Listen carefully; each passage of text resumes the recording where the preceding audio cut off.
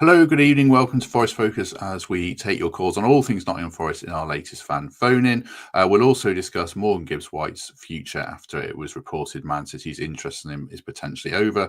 We'll do some chat about the Brazilian deals, maybe Crystal Palace, but primarily we shall take your calls in the company of Mark Sutherns. Good evening, how are you?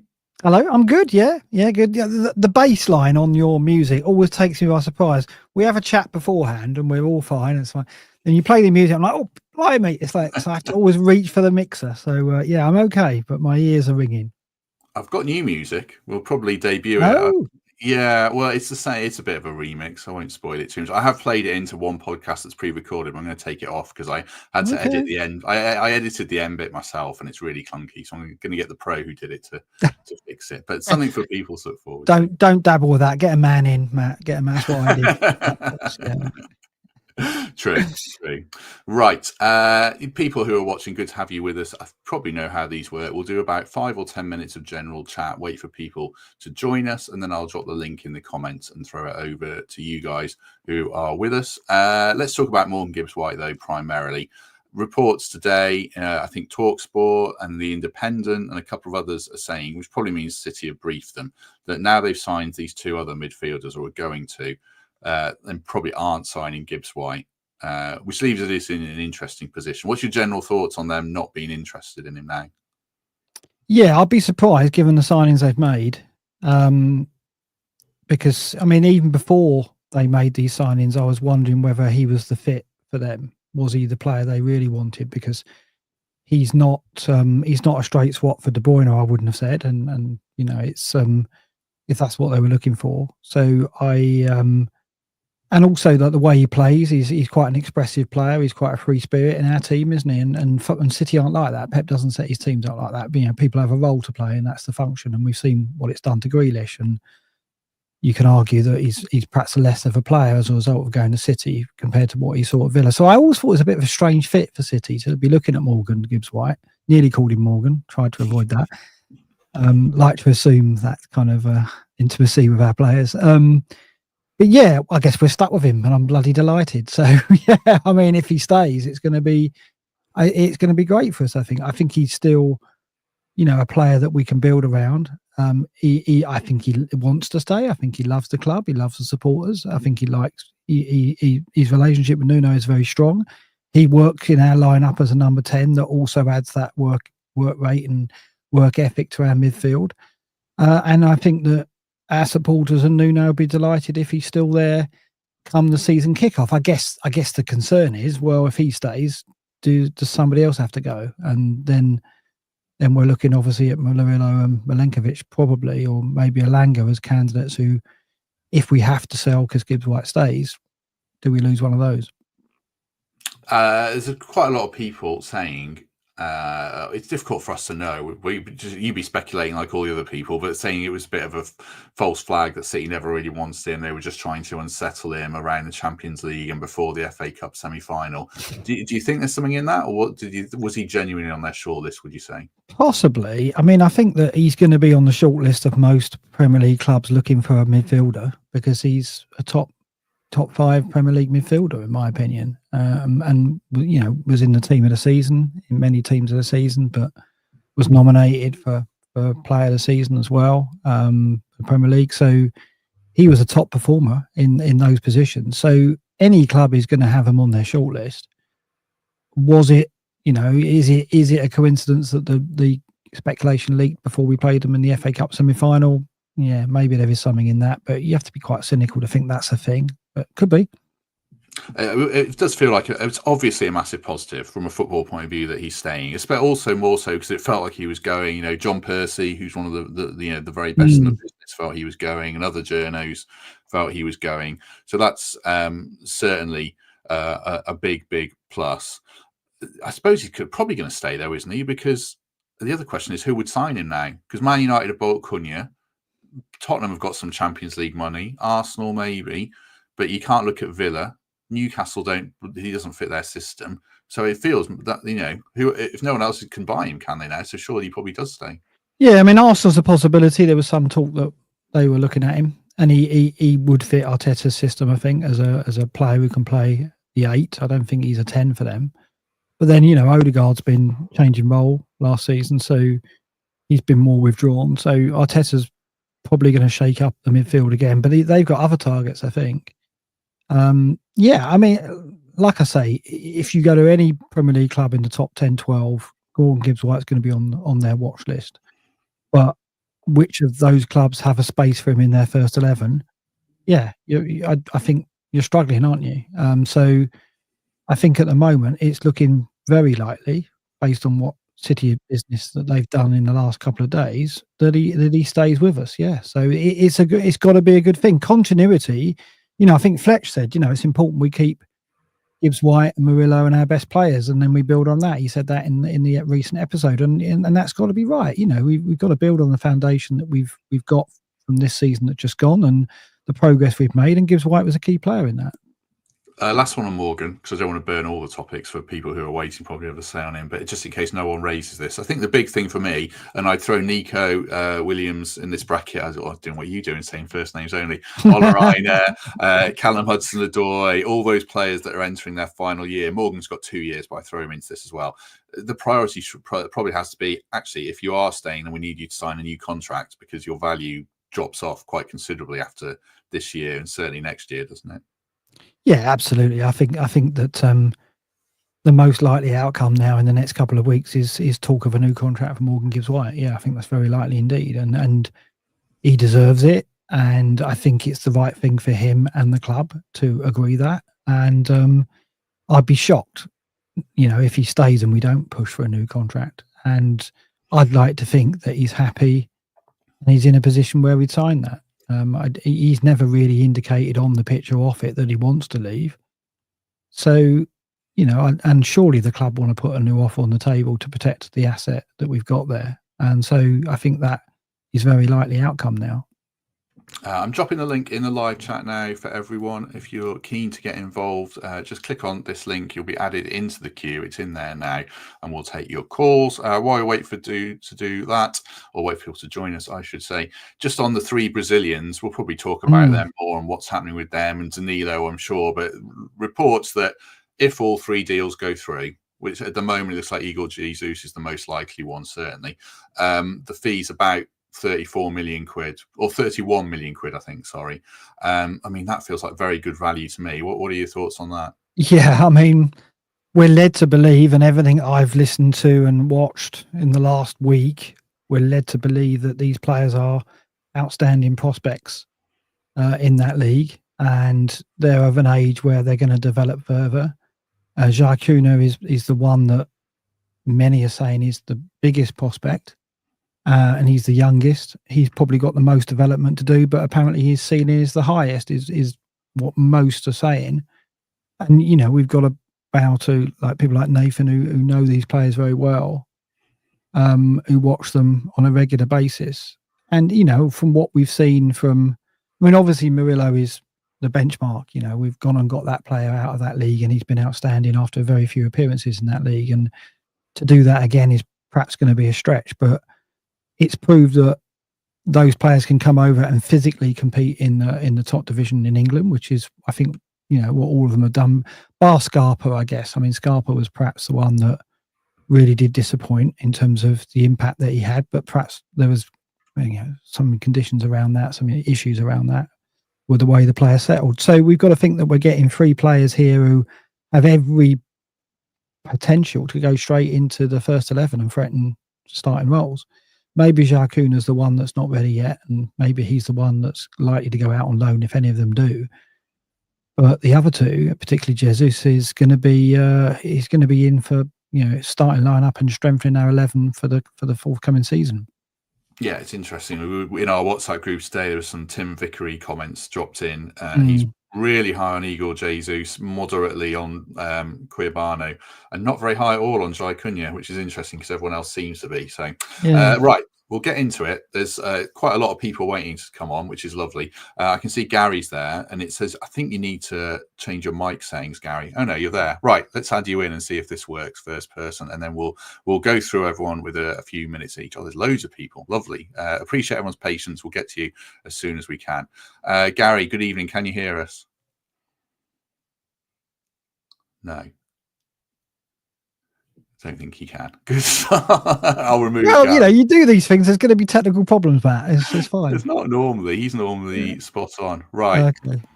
Planty, good evening. Can you hear me? Yeah, good evening, lads. Can you hear me? Yes, good. Gary, Yeah, try again, Gary, if you want to come back in. Yeah, sorry.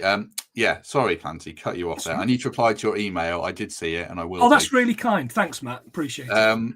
Even if you're kicking me at the curb, that's all right. Is that why you're here, Planty? You're just chasing up your emails? That's exactly what it is. I'm strong-arming him live on You air. have to do that with Matt. I was waiting 6 months for my mug, and it finally arrived. I was going to say, if people are coming on here to chase up emails, there'd be a lot more people in the queue, to be honest. Right, what do you want to talk about tonight? A couple of things. Look, Morgan Gibbs-White, we know he's special. Mark, I know you're like his biggest fan. We love him in this house as well. He's one of the best creative players I think we've seen at Forest in 20 plus years. And I think we all kind of thought it was a stepping stone for Morgan. I'm going to do that, Mark, because I do it with all of them. But he looks happy. It looks like he wants to stay. He enjoys it. He's got another little one on the way. And I think we've got to all welcome him to stay, surely. If he becomes a 10-plus cap player, end of the season, it might be different. If he's called up to the World Cup squad, it's likely to be different. But, look, let him stay. He's a homegrown talent. It's all about those quotas, isn't it? That's a key thing. And I know we all kind of go, he could be better, but who's the replacement? And is it? And are they homegrown? We talk about Anderson, the other options, but I can't see us replacing him for anything short of about 50 million. We do need more from him, though, don't we? Like if he stays, like at the start of this season, I think I said that we want him to push double figures for goals and assists, and he hasn't quite made that. I think he's got close for assists, but again, for goals, that's let him down. His finishing hasn't. I mean, I haven't looked at the stats for once. I haven't looked at the data, but my impression is he hasn't improved his shot accuracy and his conversion at all, really, on that last season, and that's what we need from him. And I think to get into that England squad on a regular basis and push to get into 11, he's got to add more goals, hasn't he? Mm. Yeah, absolutely. And we need to create more, and obviously he needs to create more as well. But as a team, if we're creating more, he's got more chances to take. So fill up the squad, with new talent, with new players. Let's have a look. They could come from anywhere. Of course, they're all coming from Brazil. We seem to have more Brazilians than in early 2000s Essex beauticians. It's quite interesting. I was working on a pun myself, but you beat out very good. Yeah, I might have written that one beforehand. But yeah, it's interesting. I would like to see some. Some players that have done it in the Premier League, but again, then you're talking bigger money. Then you're talking it has to be somebody that nobody else wants or that wants away. And do we really want a player that wants away from another Premier League club? It's so tough, isn't it? It's such a juggling act, this. I suppose on that, like Fletcher was saying today, Mark, the marquee signing that maybe helps Morgan, helps everyone. If we can get it, there's loads of questions around PSR and everything around that, but it's all different pieces of the jigsaw that hopefully get us to where we want to be. Those fine improvements that are harder to make the higher up the league you go, I guess. Yeah. Absolutely. Yeah, I'm conscious that I'm taking a lot of time here, and kind of related to that, I'll get off after this, but related to that, it's about players that probably aren't going to make it. So we're pretty certain isn't going to make it, and fingers crossed we get a job for him. Jota Silva, I've been his sternest critic. From the second he came onto the pitch, I thought, I don't know about this lad. I'm not sure about this lad. And I've been really, really hard on him, right? I don't think he's the class we need to move on in the Prem. But last week I woke up in the middle of the night, and I'm a bloke in my 40s, so that happens quite regularly anyway. And I thought about the trouble he could cause, because I say how boring my life is. League of Ireland defences, Estonian defences, Hibs, if they make it through to the group stages in the Conference League. I think he's probably as likely to get anybody booked as well as himself, but I fancy him against those Europa League teams to really get in and amongst it. And we do need a big squad, so I guess I'm saying let's keep Jota for a season, let him cook, as the kids say, and go from there. What do you think, Mark? Worst case scenario, we'll get all profit from Leon. I guess. I guess so. The way I see it, I don't know if we're going to have the luxury of having players that only contribute on the European stage and don't have to be called into the Premier League squad on a regular basis, right? So if we were like, we're never going to be a Chelsea and play a full 11 in Europe and a different 11 in the Premier League. But I'd like to think that the team that will take the field for the first few games in the Europa Conference will have 5 or 6 players that are probably second string in the Premier League, but still contribute on a regular basis. They're on the bench and they're coming on. And where does Jota Silva fit into that? I'm like you. I'm quite harsh on him as well, Planty. I don't see a player there who can contribute at the level that we're now, where our expectation is. And our expectation is now top 10, isn't it? I think that's fair to say. It has to be, yeah. Yeah, right. So I don't think he's good enough to be on the bench and contribute to a top 10 Premier League team based on what I've seen. And therefore, I think if we can move him on and upgrade him, that's what we should do. But that's very easy to say. We're going to have other priorities. Although, one of the big things about Gibbs-White staying is that means we can go about our business strengthening rather than go about our business having to worry about replacing Gibbs-White. And that's a big plus, as well as keeping him. Yeah, because talismanic player go in and captain for half the games, go in and leaving a massive hole, especially the creative thing. You can go out and you can kind of find replacements for Hudson-Odoi when he's injured and Elanga when he maybe drops out of form, instead of that kind of let's fill up the middle, as well as finding a short-term replacement for Dominguez maybe. Well, dare I say, if we do sell Murillo, I think we have an easier job finding a good top quality centre back than we would find in a good quality number 8, number 10, which is what Gibbs-White is, obviously. So I agree. Murillo isn't replaceable because he's so unique, but we would be able to get a Mark Gahey or someone of that level who could come in and be outstanding as a centre back. So that's not the case for number 10. So I think if he stays and we end up losing somebody else from another position, I do at least, kind of console myself with the fact that we could probably replace that player, whoever it is, more easily. Sure. Right, I'm going to have to cut Planty off because there's loads of people waiting, which is lovely. So we'll get to everyone. But good to have you with us again, mate. Cheers, much lads. Appreciate that. Thanks a lot. Cheers, Cheers, mate. See you later. Right, just before we go to Edward, then we've got Raf, Paul, and lots of other people I can see waiting to join us. Quick word for the Trent Nav. A couple of England games coming up starting Saturday. You can watch these games at the Nav because they are televised. Andorra, Saturday, 5 p.m. kickoff. Watch it indoors and outdoors. Tuesday, you might know that it's at the City Ground against Senegal. Follers has got his quiz pre-match. It's all the usual stuff that you get at a Forest game, so do enjoy it at the Nav if you aren't lucky enough to have a ticket. Right, let's go to Edward. Edward, good evening. How are you? Not too bad. Thanks for having me on again. Pleasure. I was just wanted to say I made a sort of a fateful prediction the last time I was on with yourself and Fathers about Levi Colwill scoring for Chelsea, but didn't quite happen. Oh, I can't remember. Oh, can we blame you for that then? Yeah, let's blame you. Yes, I'm prepared to take 100% of the blame for jinxing that result. I had him in my FBL team and he was on the bench, so it was even more agony because I took him out of my team and awful that was. Yeah, I know. Anyway, so be it. But yeah, that was such a bad day. That was such a bad day. But anyway, yeah, we almost made it to the Champions League, and obviously it would have been marvelous to have been up in the higher echelons of European football and maybe dealing in a different market for players. I'm wondering in relation to this trio of Brazilians. Obviously, we've had difficulties with trios of players we bought before. We had the 3 Italians under David Platt and the 3 Portuguese under Aitor Karanka. So, maybe it's the third time lucky with this trio, but it's nice to see we're kind of getting players in and paying kind of like, it's almost like getting a job lot for 30 something million, it's like, it's quite incredible in today's prices. But I'm just wondering, are these players for now? Are they for development? Are they for future sale? Are they to go to Olympiacos or Rio Ave? I don't know. They don't look to me like they're going to be first team players who'll be playing Conference League football or playing Premier League football next season. Now, they could surprise us all and we could have another Murillo in our hands, maybe even another Danilo, but unfortunately, I don't see it now, as I say, and as we've struggled this week to find out too much about them and obviously relying on the South American experts, and, some of them just don't have a big body of work to go on.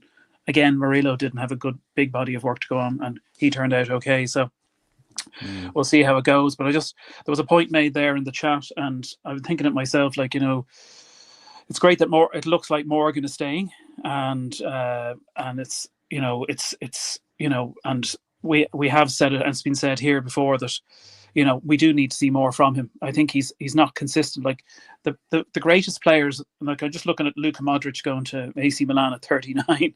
I'm not comparing Morgan to Luka Modric, but Luka Modric is just a classic example of a player who at his peak was just consistent.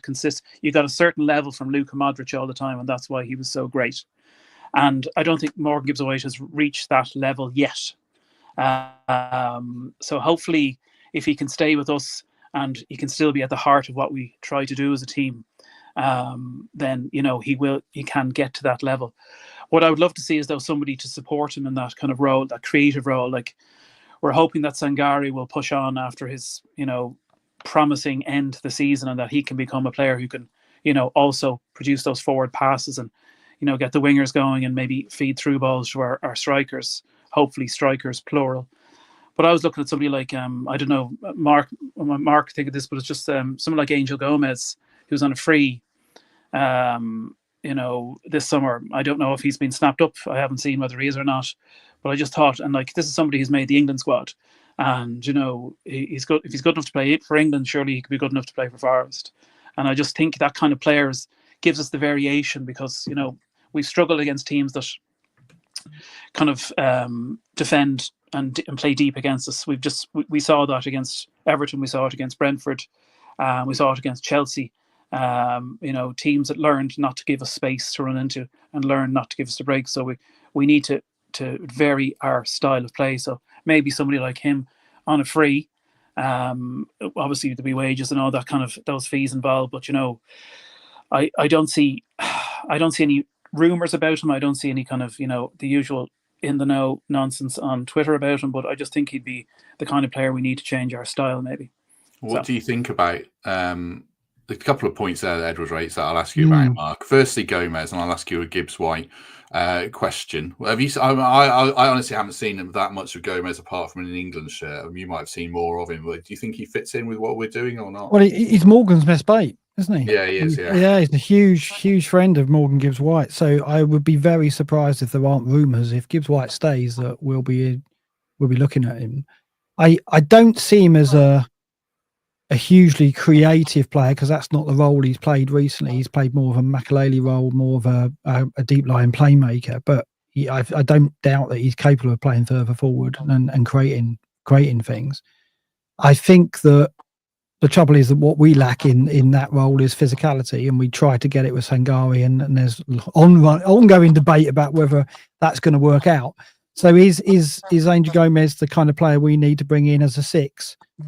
I don't know. I think we need someone there with a bit more physicality to win the ball and press. He is an exceptional player in that role to keep the ball ticking over, and in a very strong possession-based side, he'd be very effective. Would he be effective in the way we play? I don't know. That's my question. He's a quality player, there's no doubt. I'd love to have him in the squad, and he would give us options that we don't have now, no question. But is he high on the priority? If I was signing a player in that role, I'd want a Douglas Luiz, really, ideally, because I think he just offers you something that little bit more, and he's obviously proven in the Premier League. So, yeah, it's a question of priorities. But yeah, great player. And as for the Brazilians, I mean, I think Igor Jesus is for now. Everything I've read suggests he's going to go straight into the team, if not into the squad, if not the team. I think the key with him is he offers us more outside the box. He offers us more in link-up play. He runs the channels.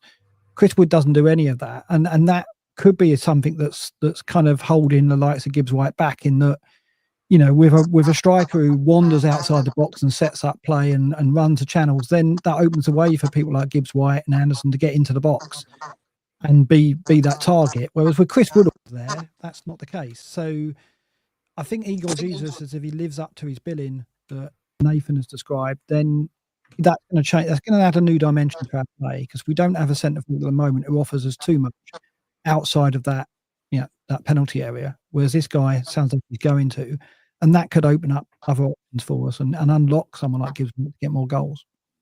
Excellent. We've got loads of people to get to, but I'll give you a final word, Edward. If there's any brief final thing you want to add? No, I was hoping that obviously we have this mini transfer window now and for the club prior to the Club World Cup, and despite the fact that Botafogo are playing and some of our players will be there, still won't make me want to watch it. Unfortunately, I just call it pro soccer aid. But it's like it's hopefully we can get the business done early, and that's the main thing. That Nuno has as full a complement of players as he can to work for in pre-season, because last pre-season was the crucible for everything that happened in season 24-25. So hopefully we get a repeat, and I promise to make no more predictions. Yeah, stay out of that game, Edward. Yeah. Excellent. Right, we shall let Edward go with our thanks. Thanks very much as ever, and good to see you. And I liked your tweet you sent me about Taco and something else. I know it was quite clever, but I forgot to respond. But yeah, Texter always chickens out. Yeah, he's not a good man for the deal, is he? No, he's not. He's not. Right, we shall leave it there with Edward and let him go. We'll keep moving. We'll keep the ball rolling. We've got lots of people still to get to, at least another 4. So let's go to Raf. Good evening, Raf. How are you, mate? Evening, team. Doing very well. Good to see you again, Mark. Yeah, and you. How you doing? Yeah, good. Busy. And actually really lovely kind of segue from what we were just talking about in Texter, which is kind of the thing that I just wanted to talk a bit about, and that kind of relationship. But very quickly, for me, and it was Fletch, I thought he was actually spot on when he was on with one really key signing, and it is that 6. I think if we have that 6, Mark, like you've been talking about, it releases Anderson to go and do what Anderson is better at doing and not being preoccupied with being defensive. If he's further up, he can win the ball near the box and do all that pressing further up the field. And we get a load more penalties if Anderson was actually near the box more. So I think the 6 is the one role that transforms us into being more dynamic and having far more threat through the middle of the pitch, which stops our wingers getting double marked as far as well, I think. But yeah, that was kind of my thought on kind of a key player. But the Brazilians are really interesting to me. And Matt, you know me, finance head, etc. So do you know what? I know Danilo is supposedly like not as keen to sign now for Lyon because of the Botafogo clause in there, and he wants to go to Palmeiras if he's getting moved on. If Danny doesn't sign, I suspect we might not get the other 2 Brazilians. Or if we do, it'll be at nearly double the price once you take out the 20 million euros for Jesus. And that's because the way that I see this deal is another bit of Marinakis Textor handshaking. And it's a way of very cunningly getting cash from Botafogo, who have it, to Lyon that don't have it. Because effectively what they've done is taken about 15 million quid's worth of value off those 3 Brazilians, taken about 10 million quid off of what Danilo, we would all happily say he's probably worth, which is nearer the 30 mark. We get 5 for facilitating the cash transfer. And effectively, you've got 10 million's worth of value that's moved to Lyon. Lyon are 10 million better off. Botafogo are 15 million worse off, and we're 5 million better off on top of the value of the players that we're getting as well. So if Danny doesn't go, then kind of the whole background of the cash moving around thing moves. And he either needs to get all the value from us or someone else. He sells them someone else for full value. I fear that might happen. Bit to unpack there. Raf mentions about Palmeiras, and there's a report that in Danilo is a clause in the deal that if Danilo leaves Lyon for a Brazilian club, it would be Botafogo, and he's reportedly not keen on that. There's some talk of Besiktas being interested as well. So we'll see how that progresses. I'll ask you a football question, Mark. So there's a lot of finance in there that is neither your or my expertise. What is Danilo's value? If Raf's saying 30, that struck me as I think a few people might say lower. What would you say? Yeah, I think that's quite generous given the injury and given we don't know the impact that's had. I mean, he had a very good first season for us. Was an impact player for us that season, and obviously started in the 11 with Sangari this season, then got the injury. So who's to know what he would have gone on to be the season that's just gone without that? I think sitting here now, the 20-25 million seems like a fair price for him. I think I'd love to say he was worth more than that, but I can't with hand on heart really feel that way about him, because I think really I'm struggling to see in the Premier League an identity for him. Like, where does he fit in? What is he? Is he a 6? Is he an 8? Is he a 10? I don't think he's any of those. 8 is probably the nearest he gets to being a role that suits him. But, box to box, I guess he could do that role, and perhaps that was the role he was cut out to do for us long term before the injury. But that's the problem for me. I never saw where he fitted in. He came to us as a 6, and Nathan mentioned he was playing it for 6 out in Brazil, but he never looked equipped to do that role for us. He never looked like he took enough care of the ball in that area for us to play him as a 6. Whenever he played deeper, he made me nervous. He was careless in possession. His pass selection was off for me. And so I never trusted him in that role. He's not got enough to be a 10, although he has filled in that role a couple of occasions. So an 8 looked to be where he was. Is he a Premier League level 8? I just don't think so. And I think he can go to other leagues and make an impact in all 3 positions. So I think it's the best for him and the best for us. And I think 20 million's a fair price right now. I think his best position, if you watch highlights of him, there was a video going around on Twitter of his goals. I think 8 is his best position, late breaking into the box. You think of the goal famously v Southampton. He scored one that I'd forgotten against Wolves, one against Brentford, but particularly the Southampton and the Wolves one. The Brighton one was a bit different because that was a long busting run. But as a late arriving midfielder, I thought he was pretty decent. And Owen says in here, he did have really good games as a 6, but it just wasn't consistent for me to put that trust in him, because like you say, Raf, that position of the guy who dictates midfield, whether it's Sangare or not, is probably the most important addition to our team now to take us to the next level, isn't it? Oh yeah, 100%. And it's interesting of how we evolve if we get that 6. And Mark, I think we talked about this before Wembley a bit, of the transition. Do we try and who's got the best midfield out there? I would say Newcastle probably do. And what do they do well? They've got 3 players that are in there that can be 6, 8s, or 10s. Yeah, they're all very similar, aren't they? Yeah, they're all like that. Which sadly, Danny could have been that, but again, you're saying to that level, would it be Premier League? So actually, do we move towards that? And if Morgan is staying, I arguably say he's a lot better when he's not coming deep to fetch the ball the entire time, because we've got someone else now doing that. And he sits in the middle of the park, actually dictating slightly higher up.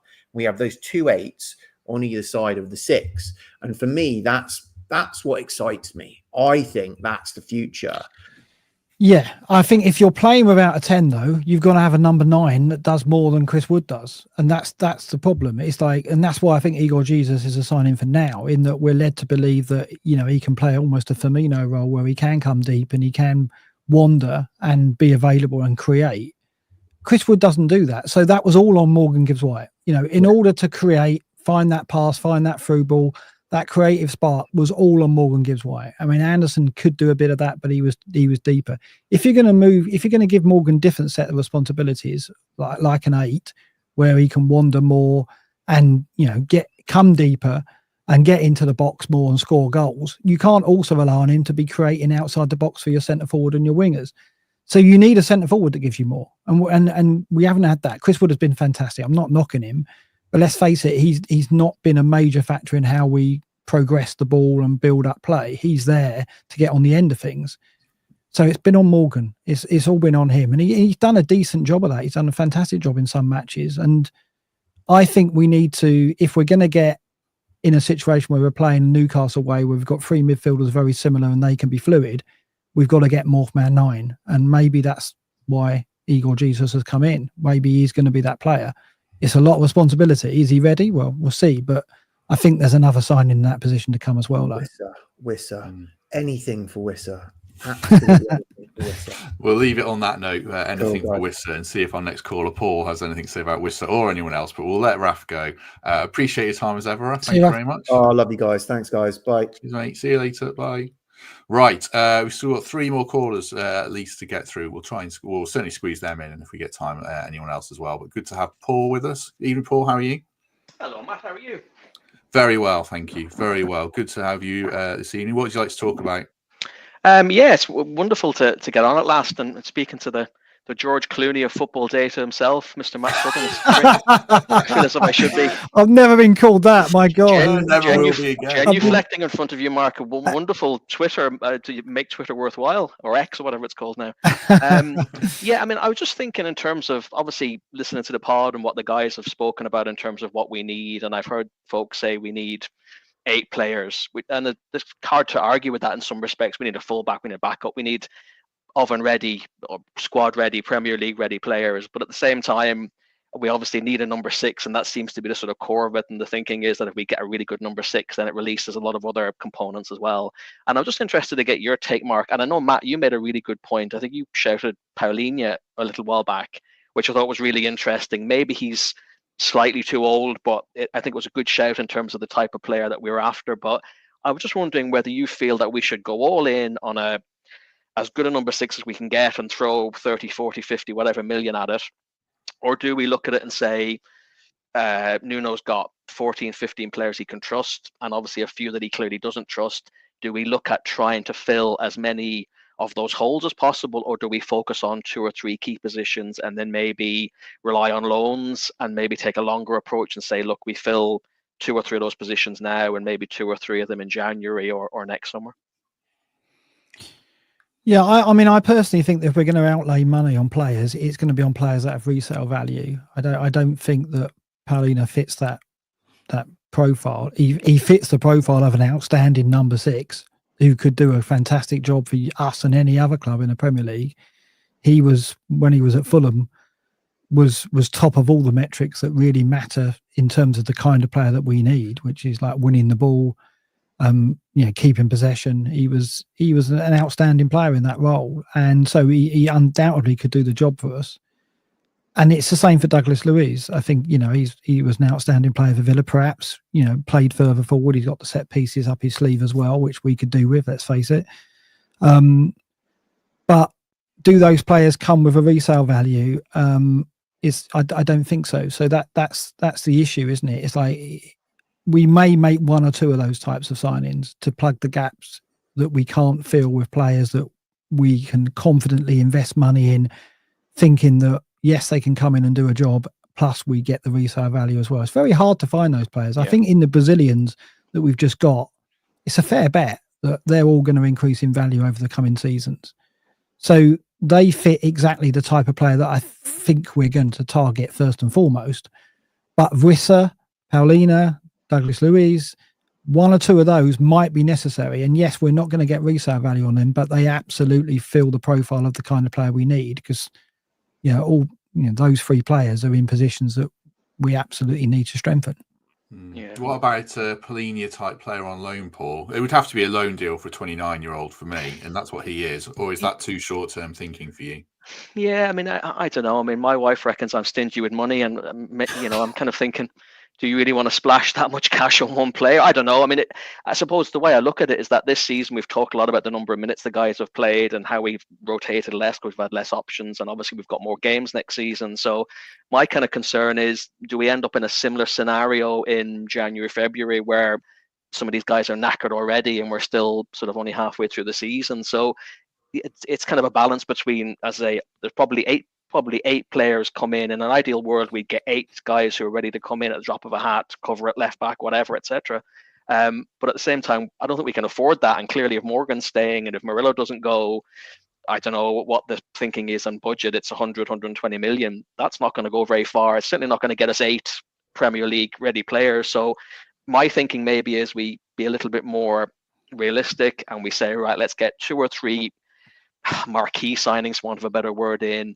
Maybe look at 1 or 2 loans around that and then keep our powder dry, and then maybe we go again next year, and then maybe by the end of the next summer's transfer window we're closer to that sort of 20 man of a reasonable standard squad that would allow us to progress in Europe and play those games and not sort of have everybody shattered by springtime. What's your league position aim next year, Paul, out of curiosity? What would you be hoping for?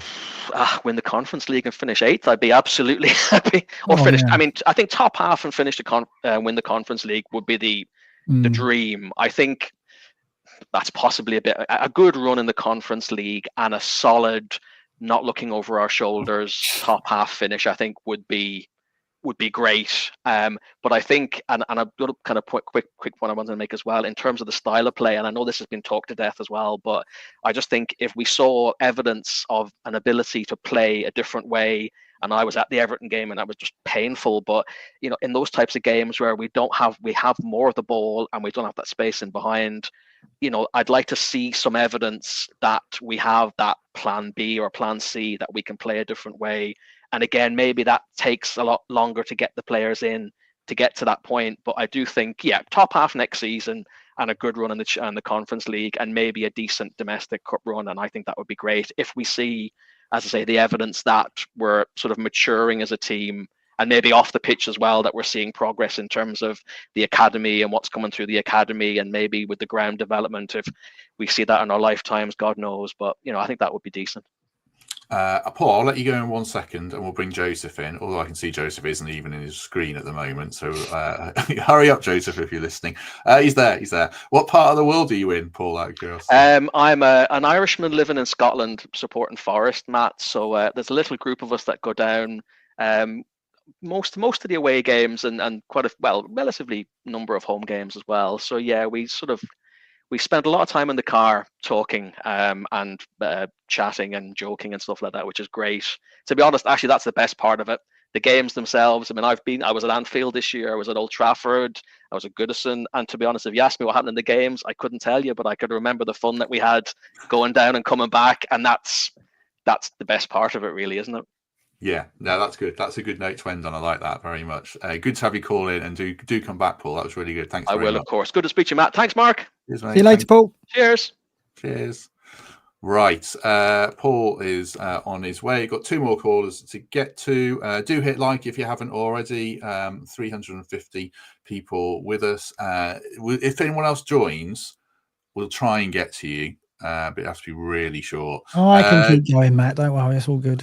Okay, I'll drop the link in. You'd have to be like really short calls because I can't keep going that much longer. I've got stuff to do this evening, but we'll get through as many as we can. Joseph, good evening. How are you? Hello, guys. I'm good. How are you? Very well. Very well. Hey, Joseph. What would you like to say this evening? I want to talk about like the journalist narrative around Forest, like in general.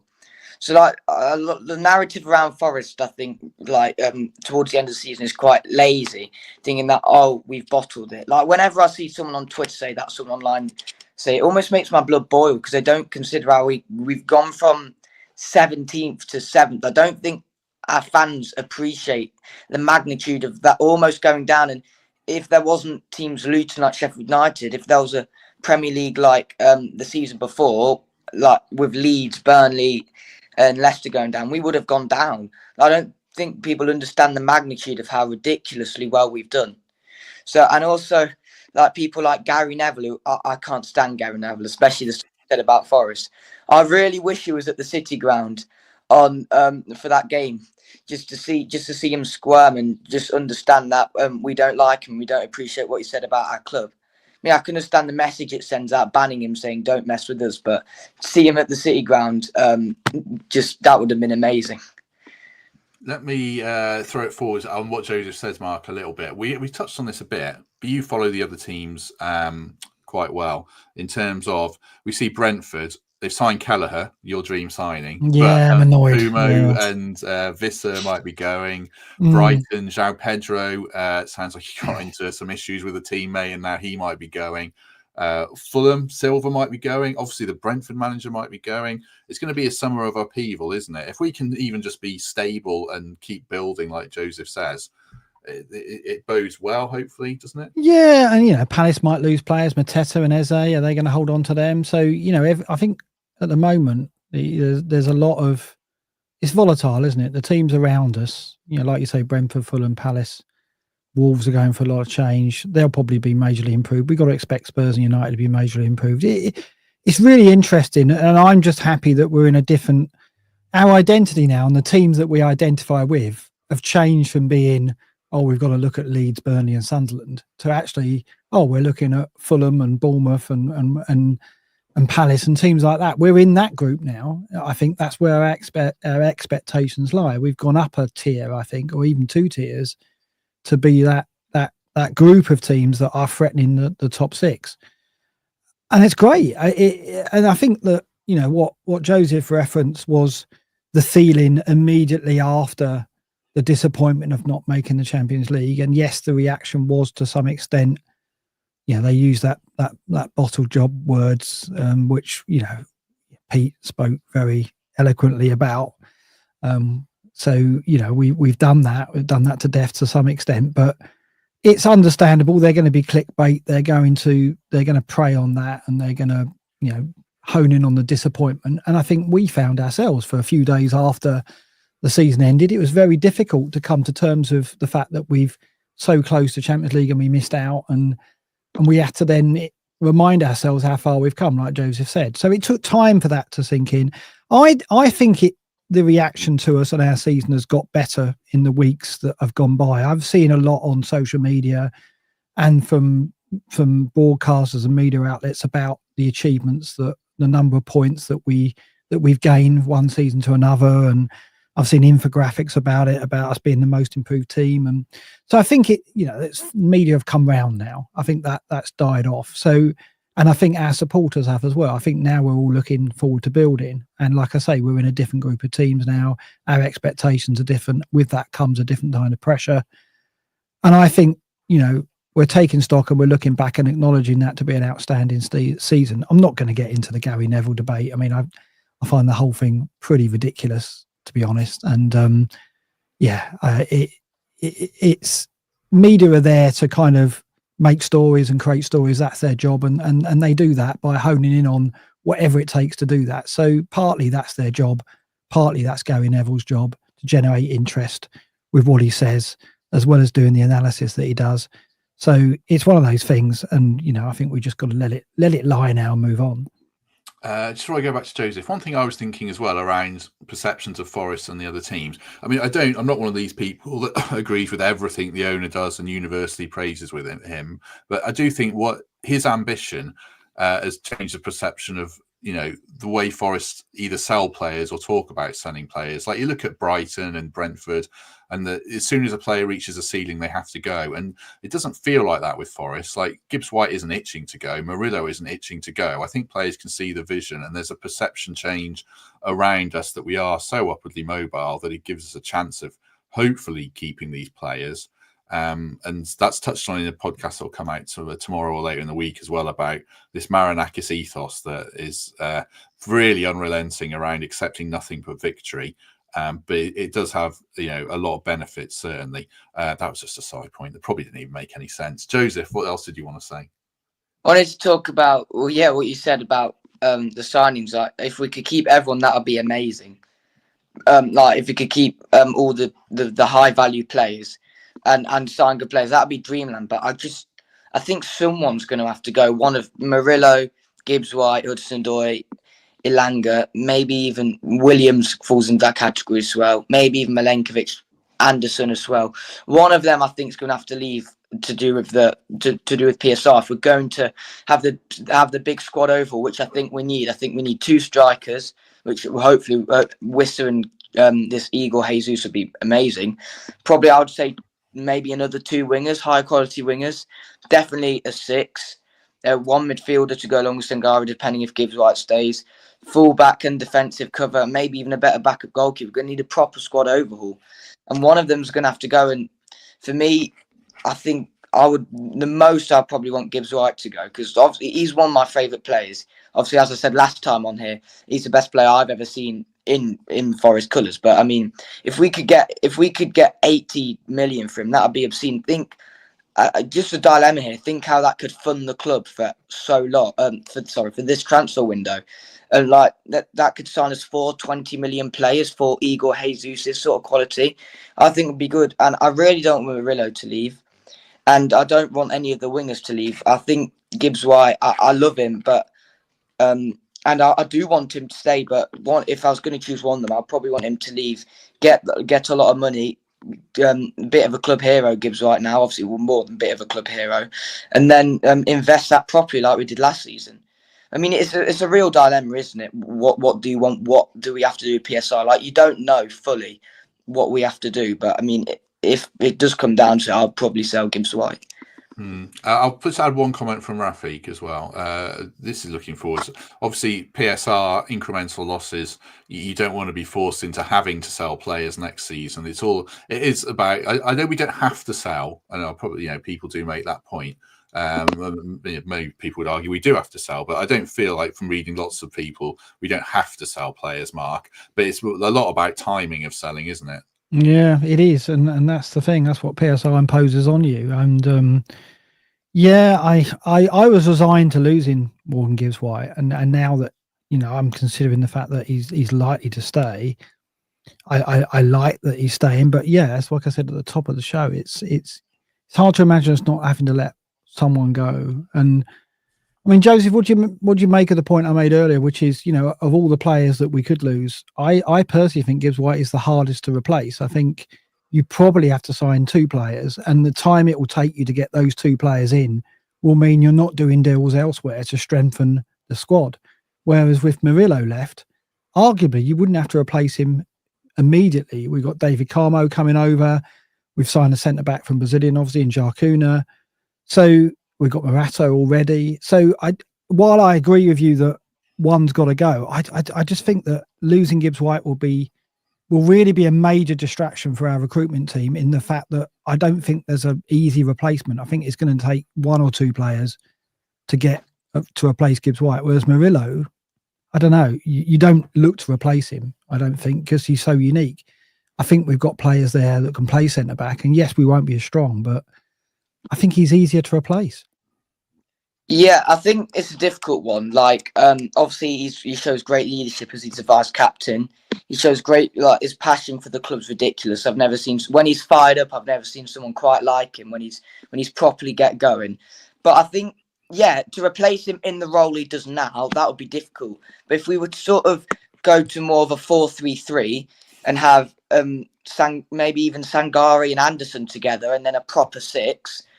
Or Sangari as a 6. I think he could be replaceable if you could sign another Anderson type of player. If you could have 2 players like that. But I see what you mean. I think he's very difficult to replace. But as we saw with Murillo, I think at the way we sort of play, we struggle without him, as we saw against which game did Murillo miss again? It was the Leicester game, yeah.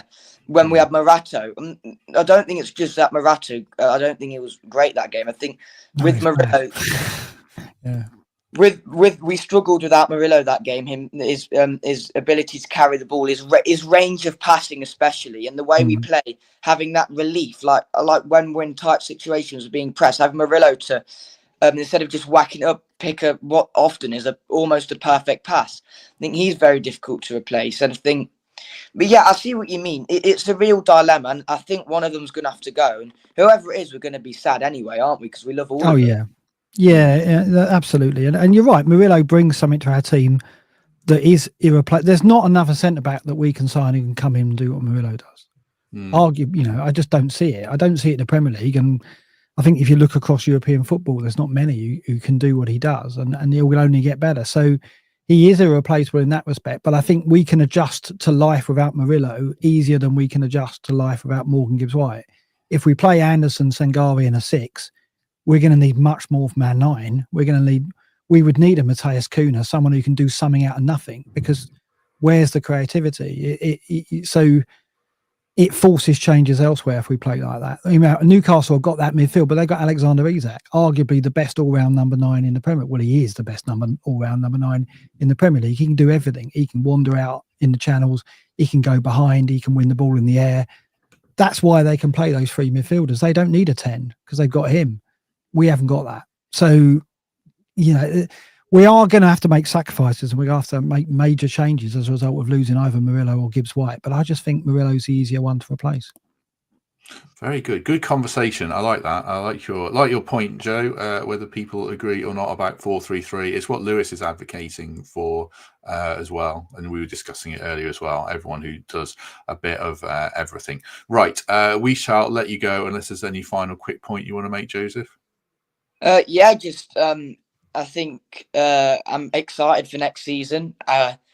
winning the Conference League would be incredible. I know a lot of people see it as a Mick take, like plastic trophy. And when West Ham saw it, I wound up my West Ham mates singing "Champions of York, we know what we are."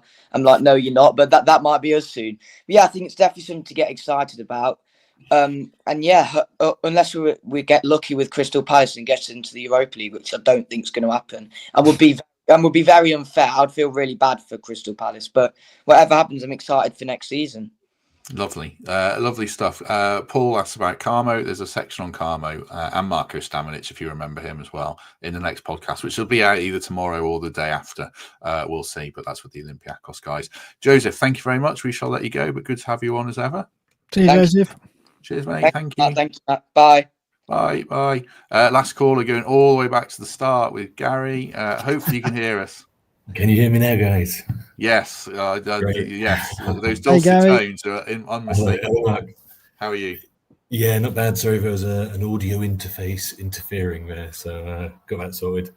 I had one thing to talk about that's kind of on a different topic to everything else, but while we talked about transfers, I did think I'd throw one name into the ring, or maybe two. So I live in Bergamo, so I've got Atalanta on my doorstep, and the locals here are dismayed by. Sorry, just to add, this is with the talk of Jesus being a forward more in a Firmino role, dropping deep and involving players. The locals here are dismayed by what Manchester United have done to Rasmus Højlund. So, I mean, that's how they see his role. You know, great on the counter-attack, dropping deep, looking for passes to involve people. But you know, he's one of those list of United players that they've somehow destroyed. And you see how McTominay's now in Ballon d'Or contention. Maybe he's available on the cheap. So yeah, so one idea there, but my main point was on tickets. So there's a lot of talk always with season ticket prices, but my gripe as someone who lives a long way away is more not the cost of season tickets, but how much people recoup from them by profiteering on reselling them. So the only game I applied for lots of ballots throughout the year. Didn't get any tickets. The only game I was able to get to was the Boxing Day game against Spurs, where me and my brother-in-law had to pay 150 a head to get the tickets on second-hand sites.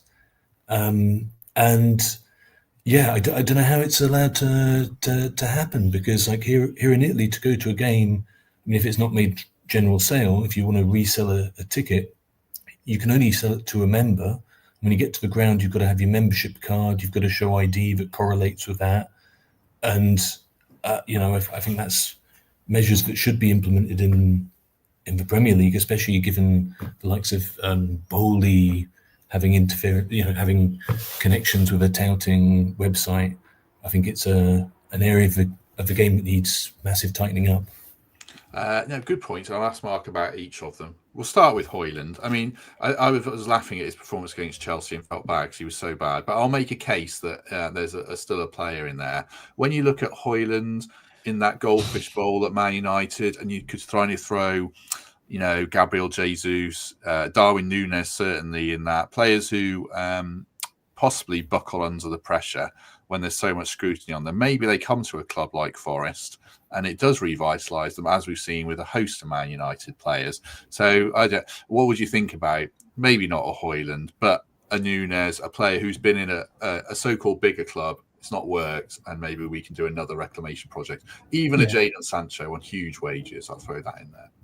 Yeah, I mean, there are cases where that can work, and we've got a manager in Nuno who can do that and has done that with Elanga in particular, as we've seen, is a good example of a player who was on the fringes at Manchester United, never got regular starts, and he's come to us, and that has made all the difference to him. To put faith in him and to give him regular starts and a defined role and responsibility, and he's thriving. So the same could be said of any of those players you mentioned. You're right. I think there is a player in Højlund. The raw materials there. I think that just the circumstances of that move was never going to work. United were really struggling for goals, and he wasn't going to be the solution because he wasn't ready. They've thrown him straight in with that huge expectation that comes with being a Manchester United player. Yeah, exactly. It's like, that's a very difficult thing to take on, you know, and they've had, you know, Ibrahimovic and incredible players in that position.